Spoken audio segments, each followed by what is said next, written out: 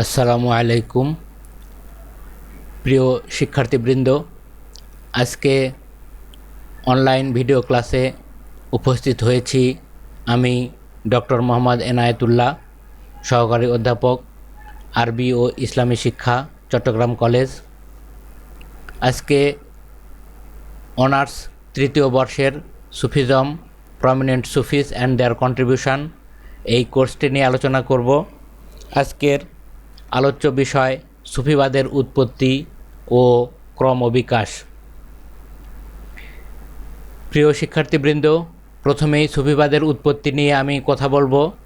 সুফিবাদের উৎপত্তি সম্পর্কে বেশ কয়েকটি মতবাদ প্রচলিত আছে, যেমন প্রথমত বেদান্ত ও বৌদ্ধ দর্শনের প্রভাব,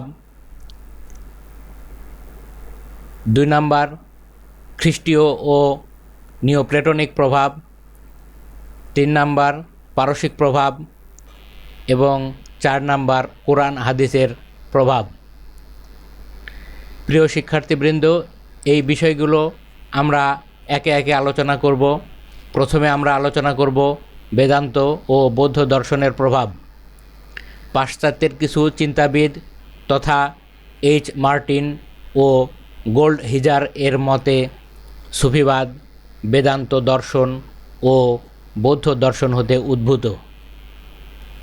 মুসলমানরা যখন ভারতীয় উপমহাদেশে আগমন করেন, তখন তারা ভারতীয় সন্ন্যাসী ও বেদান্ত বৌদ্ধদের দ্বারা প্রভাবিত হন। তাদের দ্বারা প্রভাবিত হয়ে মুসলমানগণ কঠোর সংযম ও কৃচ্ছ সাধনের স্পৃহা নিজেদের মধ্যে জাগিয়ে তোলেন। এ থেকেই মুসলমানদের মধ্যে সুফিবাদের উদ্ভব হয়েছে বলে তারা মনে করেন।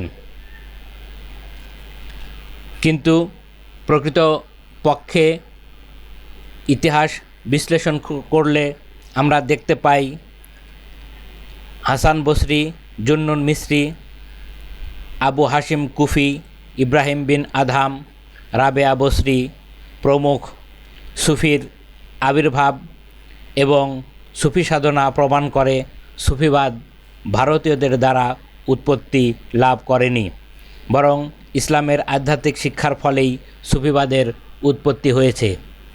কারণ ভারতীয় উপমহাদেশে মুসলমানরা আগমনের পূর্ব থেকেই হাসান বসরি, জুন্নুন মিসরি, আবু হাশিম কুফি, ইব্রাহিম বিন আদহাম প্রমুখ সুফিগণ তাদের সুফি সাধনা অব্যাহত রেখেছিলেন।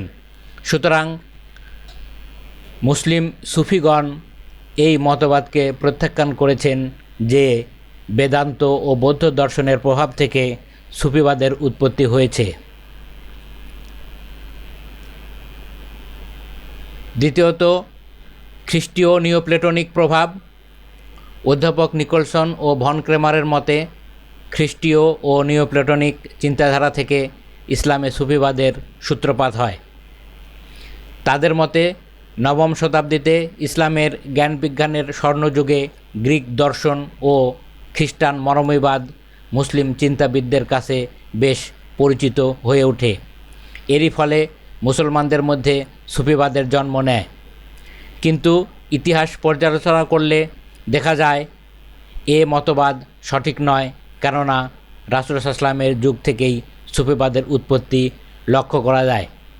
প্রিয় শিক্ষার্থীবৃন্দ, তোমরা জানো নবম শতাব্দীতে ইসলামের জ্ঞান বিজ্ঞানের অগ্রযাত্রা সাধিত হয়।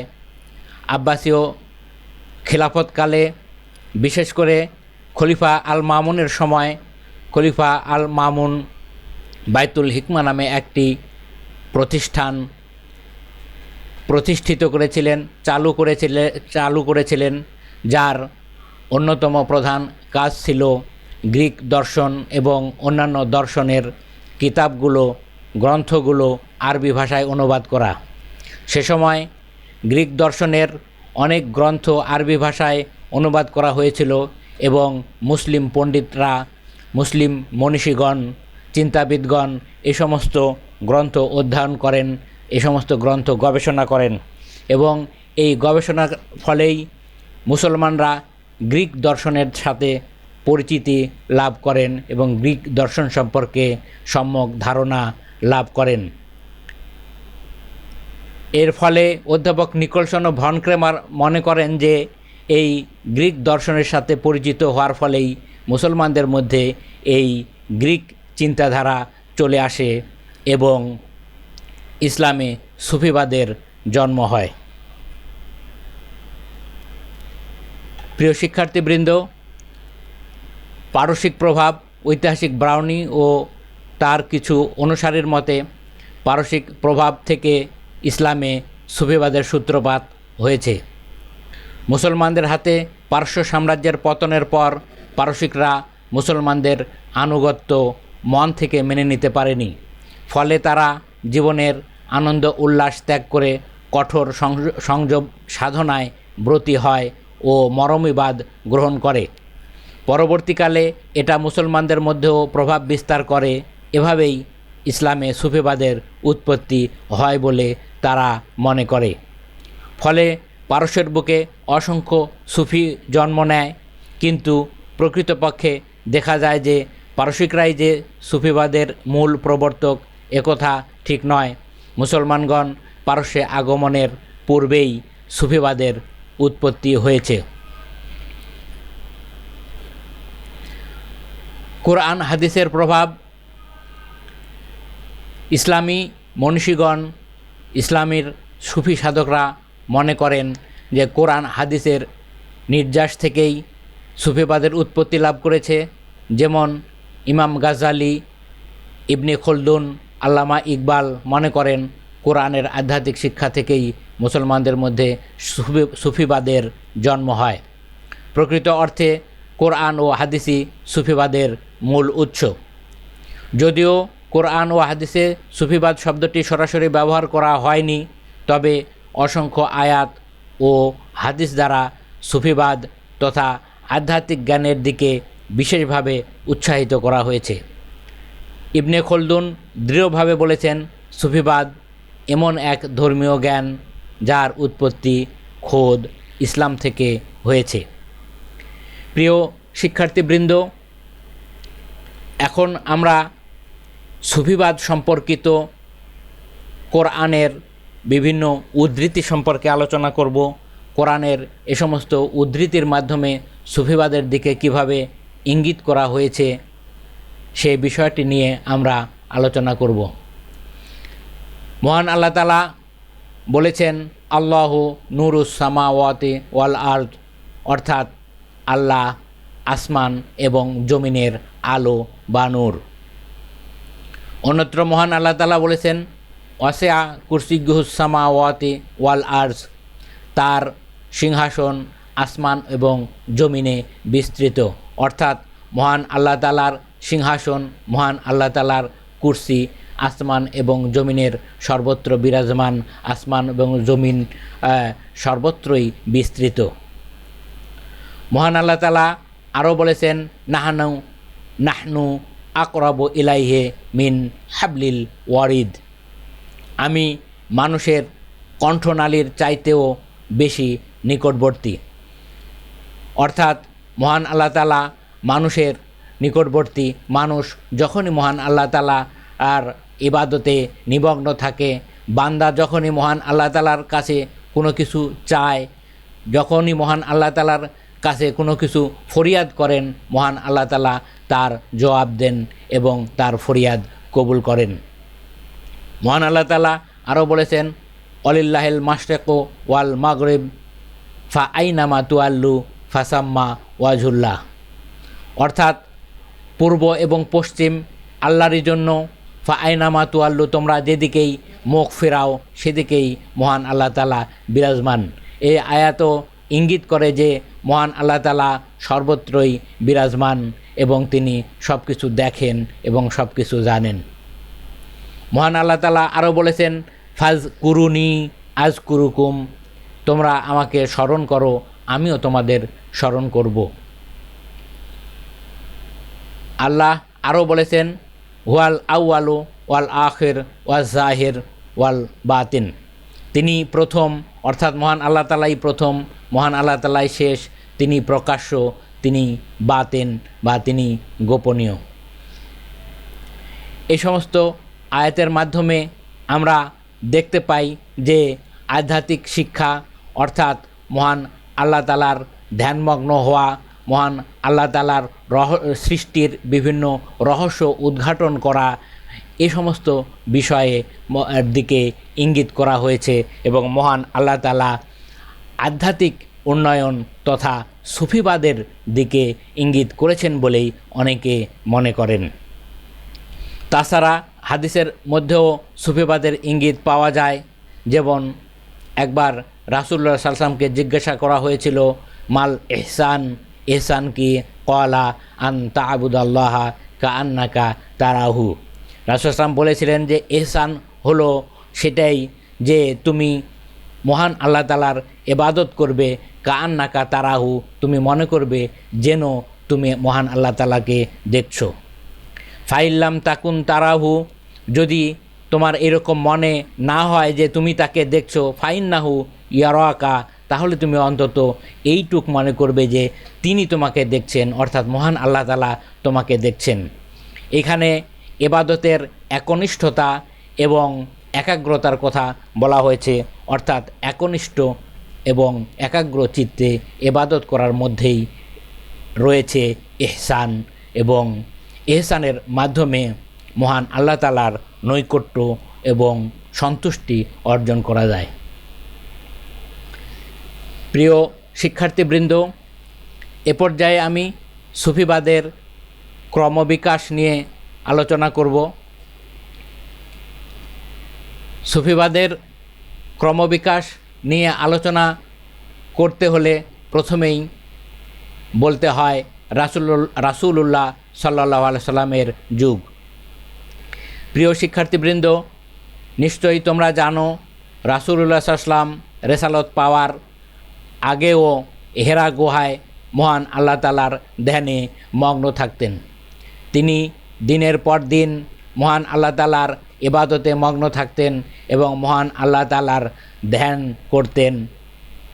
মহান আল্লাহ তাআলার এভাবে ধ্যানরত অবস্থায় এক সময় তার উপরে অবতীর্ণ হয় আল কুরআন, সূরা আলাকের প্রথম 5টি আয়াত, এবং এই আয়াত অবতীর্ণ হওয়ার মাধ্যমেই তার রাসূলুল্লাহ অর্থাৎ রাসূলুল্লাহ সাল্লাল্লাহু আলাইহি ওয়াসাল্লামের রেসালাতের জীবন শুরু হয়ে যায়। এখানে আমরা দেখতে পাই রাসূলুল্লাহ সাল্লাল্লাহু আলাইহি ওয়াসাল্লাম হেরা গুহায় দিনের পর দিন মহান আল্লাহ তাআলার সন্তুষ্টি অর্জনের জন্য, মহান আল্লাহ তাআলার ইবাদতের জন্য নিমগ্ন থেকেছেন, ধ্যান করেছেন। এই ধ্যান সাধনা সুফিবাদের অন্যতম একটি নীতি, সুফিবাদের অন্যতম একটি মূলনীতি। পরবর্তীতে আমরা দেখতে পাই রাত্রিকালীন ইবাদত ও দিবসের কঠোর সাধনা, অর্থাৎ রাসূলুল্লাহ সাল্লাল্লাহু আলাইহি ওয়াসাল্লাম রাত্রিকালীন সময়ে ইবাদত করতেন এবং দিনের বেলায় ইসলাম প্রচারের জন্য কঠোর সাধনা করতেন। প্রিয় শিক্ষার্থীবৃন্দ, রাসূলুল্লাহ সাল্লাল্লাহু আলাইহি ওয়াসাল্লামের রাত্রিকালীন ইবাদত সম্পর্কে মহান আল্লাহ তাআলা বলেছেন, ইন্না নাশিয়াতাল লাইল হিয়া আসাদ্দু ওয়াতআন ওয়া আকওয়ামু কিলান, অর্থাৎ রাত্রিতে ইবাদতের উদ্দেশ্যে জাগরণ, আসাদ্দ, আতওয়ান, এইটা প্রবৃত্তি দমনের জন্য সহায়ক, ওয়া আকওয়ামু কিলান, এবং স্পষ্ট উচ্চারণে সহায়ক। মহান আল্লাহ আরও বলেন, ওয়াজকুর ইসমা রব্বিকা ওয়াতাবাত্তাল ইলাইহি তাবতিলা, অর্থাৎ আপনি আপনার প্রতিপালকের নাম স্মরণ করুন, ওয়াতাবাত্তাল ইলাইহি তাবতিলা, এবং উহাতে নিমগ্ন থাকুন। এভাবে দেখা যায় মহান আল্লাহ তাআলা যে সমস্ত নির্দেশনা রাসূল সাল্লাল্লাহু আলাইহি ওয়াসাল্লামকে দিয়েছেন, সেখানে মহান আল্লাহ তাআলার ইবাদতের প্রতি একনিষ্ঠতা এবং নিমগ্নতার প্রতি রাসূলুল্লাহ সাল্লাল্লাহু আলাইহি ওয়াসাল্লামকে উৎসাহিত করেছেন। রাসূলুল্লাহ সাল্লাল্লাহু আলাইহি ওয়াসাল্লাম কলবের পরিশুদ্ধির জন্য সাহাবীদেরকে প্রতিনিয়ত উৎসাহিত করতেন। আবু যর গিফারি রাদিয়াল্লাহু একজন সুফি সাহাবী ছিলেন। খোলাফায়ে রাশেদার যুগ। খোলাফায়ে রাশেদিনের খলিফাগণ খিলাফত পরিচালনায় ব্যস্ত জীবন পরিচালনা করলেও তারা আল্লাহর ইবাদতে মশগুল থাকতেন এবং কিয়ামুল লাইল বা রাত্রি জাগরণের মাধ্যমে আল্লাহর ধ্যানে নিমগ্ন থাকতেন। উমাইয়া যুগ। উমাইয়া যুগে সুফিবাদ আরও বিকশিত হতে থাকে।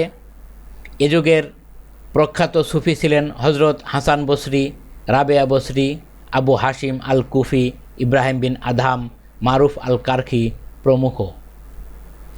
প্রিয় শিক্ষার্থীবৃন্দ, এ পর্যায়ে আব্বাসীয় যুগে কীভাবে সুফিবাদের উন্নতি হয়েছিল, সুফিবাদ কিভাবে বিকশিত হয়েছিল সে সম্পর্কে আলোচনা করব।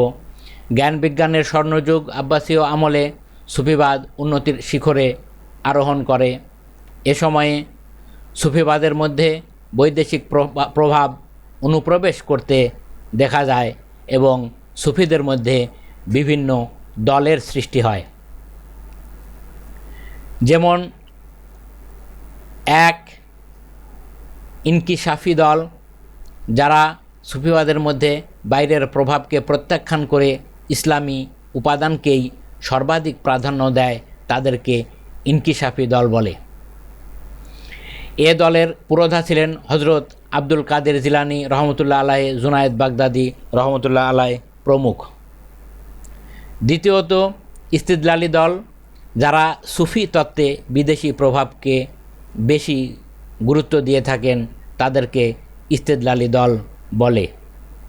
এ দলের পুরোধা ছিলেন স্পেনের মহিউদ্দিন ইবনুল আরাবি। 3 নাম্বার নিয়মতান্ত্রিক সুফিবাদ। এই স্তরকে সুফিবাদের দ্বিতীয় স্তর বলা হয়, অর্থাৎ সুফিবাদের ডেভেলপমেন্টের প্রথম স্তর পার হয়ে দ্বিতীয় স্তরে যখন সুফিবাদ উন্নীত হয়, তখন হিজরি 3য় শতকে সুফিবাদের দ্বিতীয় স্তরের সূচনা হয়। উমাইয়া শাসনামলে প্রখ্যাত সুফি জুন্নুন মিসরি নিয়মতান্ত্রিক সুফিবাদের সূচনা করেন। তিনি সুফিবাদকে একটি প্রাতিষ্ঠানিক কাঠামোর মধ্যে নিয়ে আসেন এবং সুনির্দিষ্ট সংজ্ঞা প্রদান করেন। পরবর্তীতে জুনায়েদ বাগদাদি এ মতের ব্যাপক উন্নতি সাধন করেন। আব্বাসীয় যুগের শ্রেষ্ঠ সুফি ছিলেন ইমাম গাজ্জালি ও জালাল উদ্দিন রুমি। ইমাম গাজ্জালির ইহইয়া উলুমুদ্দিন সুফিবাদের উপর একটি অনন্য গ্রন্থ। তিনি শরীয়ত ও মারিফতের মধ্যে সমন্বয় সাধন করেন, সুফিবাদকে নতুনভাবে মানুষের সামনে উপস্থাপন করেন। সর্বখোদাবাদ প্রবর্তন। পরবর্তীতে সুফিবাদের মধ্যে সর্বখোদাবাদ প্রবর্তিত হয়। হজরত বায়েজিদ বোস্তামি এবং আল হুসাইন ইবনে মনসুর হাল্লাজ সুফিবাদকে সর্বখোদাবাদের দিকে নিয়ে যান। বায়েজিদ বোস্তামি সুফিবাদের মধ্যে ফানাফিল্লাহের ধারণা প্রবর্তন করেন। মনসুর হাল্লাজের মতে মানুষ মূলত ঐশী, কারণ মহান আল্লাহ তার নিজের প্রতিবিম্বে মানুষকে সৃষ্টি করেছেন। ফানাফিল্লাহ অবস্থায় আনাল হক, আমি সত্য মতবাদ প্রচার করায় মনসুর হাল্লাজকে প্রাণ দিতে হয়েছিল। ওয়াহাদাতুল উজুদ প্রবর্তন। 7ম হিজরিতে স্পেন ও পারস্যে সুফিবাদের দ্রুত বিকাশ সাধিত হতে দেখা যায়। স্পেনের প্রথম সুফি মুহিউদ্দিন ইবনুল আরাবির মধ্যে সর্বখোদাবাদ ধারণার প্রকাশ পায়। হিজরি 3য় শতাব্দীতে সর্বখোদাবাদ প্রবণতা দেখা দিলেও বায়েজিদ বোস্তামির কোনো কোনো উক্তিতে সর্বখোদাবাদের আভাস পাওয়া গেলেও ইবনুল আরাবি পূর্ণাঙ্গ সর্বখোদাবাদী মতবাদের জন্মদান করেন। ইবনুল আরাবির এই মতবাদকে ওয়াহাদাতুল উজুদ, অর্থাৎ মহান আল্লাহ তাআলা সকল সৃষ্টির মধ্যেই বিরাজমান, সকল প্রকৃতির সমস্ত সৃষ্টির মধ্যেই মহান আল্লাহ তাআলা বিরাজমান, এই মতবাদ তিনি প্রচার করেন। ইবনুল আরাবির পর আর কোনো সুফি তার মতবাদের প্রভাব এড়িয়ে চলতে পারেনি। সবাই কম বেশি তার মতবাদ দ্বারা প্রভাবিত হয়েছেন। অর্থাৎ পরবর্তী যুগের সুফিগণ ওয়াহদাতুল উজুদ মতবাদের ধারণা থেকে বেরিয়ে আসতে পারেননি, বরং ওয়াহদাতুল উজুদ ধারণার মধ্যেই তারা আবর্তিত হয়েছেন এবং তারা ওয়াহদাতুল উজুদ মতবাদ দ্বারা প্রভাবিত হয়েছেন। কম বেশি সকল সুফি সাধকরাই এই মতবাদ দ্বারা প্রভাবিত হয়েছেন। ওয়াহদাতুল শুহুদ প্রবর্তন। ইবনুল আরাবির ওয়াহদাতুল উজুদ মতবাদের বিরোধিতা করেন রুকুনুদ্দিন আলাউদ্দৌলা। তার মতে বহির্জগৎ ঐশী সত্তা থেকে নিঃসৃত হয়নি, বরং এটি তার প্রতিবিম্ব মাত্র। রুকুন উদ্দিন আলাউদ্দৌলার এই মতবাদ ওয়াহদাতুল শুহুদ নামে খ্যাত। হজরত বাহাউদ্দিন নকশবন্দি এই মতবাদের অগ্রগতিকে অব্যাহত রাখেন। ভারতীয় উপমহাদেশের প্রখ্যাত সুফি শেখ আহমদ সরহিন্দি মুজাদ্দিদে আলফিস সানি এই মতবাদকে পুনরুজ্জীবিত করেন। ওয়াহদাতুল উজুদ ও ওয়াহদাতুল শুহুদের মধ্যে সমন্বয় সাধন। শাহ অলিউল্লাহ দেহলভী রহমতুল্লাহ আলাইহ ওয়াহদাতুল উজুদ ও ওয়াহদাতুল শুহুদের মধ্যে সমন্বয় সাধন করেন। তিনি সুফি ও অলিগণের মধ্যকার দূরত্ব হ্রাস করেন। এরপর সুফিদের এই সমন্বিত ধারা পরবর্তীকালের পীর মাশায়েখ ও অলিদের মধ্যে বিকশিত হতে থাকে, যার বিকাশধারা অদ্যাবধি অব্যাহত রয়েছে। প্রিয় শিক্ষার্থীবৃন্দ, এক সময় শরীয়ত এবং মারিফত পন্থীদের মধ্যে মতানৈক্যের সৃষ্টি হয়, মতবিরোধের সৃষ্টি হয়, কিন্তু শাহ ওয়ালিউল্লাহ দেহলভী এই শরীয়ত এবং মারিফতের সমন্বয় সাধন করে এমন একটি নতুন ধারা সৃষ্টি করেন যা সুন্নি ধারার অন্তর্ভুক্ত। প্রিয় শিক্ষার্থীবৃন্দ, বর্তমানে সুফি মতবাদ আরবের মরুভূমি হতে সুফিবাদের উৎপত্তি হলেও পরবর্তীতে এই মতবাদ ইরানে ব্যাপক বিস্তার লাভ করে। ফেরদৌসি, ওমর খৈয়াম, জামি প্রমুখ সুফি ইরানে জন্মগ্রহণ করেন। বিশ্বব্যাপী ইসলাম প্রচারের জন্য পরবর্তীতে সুফিগণ সারা বিশ্বে ছড়িয়ে পড়েন। ভারতীয় উপমহাদেশে যেসব সুফি ইসলাম প্রচারে সর্বাধিক গুরুত্বপূর্ণ ভূমিকা পালন করেছিলেন তাদের মধ্যে মুজাদ্দিদে আলফিস সানি, বাহাউদ্দিন নকশবন্দি, খাজা মঈনুদ্দিন চিশতি, শাহজালাল ইয়ামেনি, বায়েজিদ বোস্তামি, শাহ মখদুম, শাহ পরান রাহেমাহুল্লাহ আলাইহিম প্রমুখ বিশেষভাবে উল্লেখযোগ্য। প্রিয় শিক্ষার্থীবৃন্দ, আমরা আমাদের সেশনের শেষ পর্যায়ে চলে এসেছি। এভাবে আমরা দেখতে পাই যে রাসূল সাল্লাল্লাহু ও সাহাবীর যুগে সুফিবাদের বীজ বপন করা হলেও সে সময় এই ধারাকে সুফিবাদ হিসেবে নামকরণ করা হয়নি বা তখনও সুফিবাদ প্রাতিষ্ঠানিক রূপ লাভ করেনি। সর্বপ্রথম সুফি হিসাবে চিহ্নিত করা হয় হজরত হাসান বসরি রাহেমাহুল্লাহ আলাইকে। তার জ্ঞান তত্ত্বের আলোকে সুফি সাধকগণ সুফিবাদের ক্রমবিকাশে এক বিশেষ ভূমিকা পালন করে।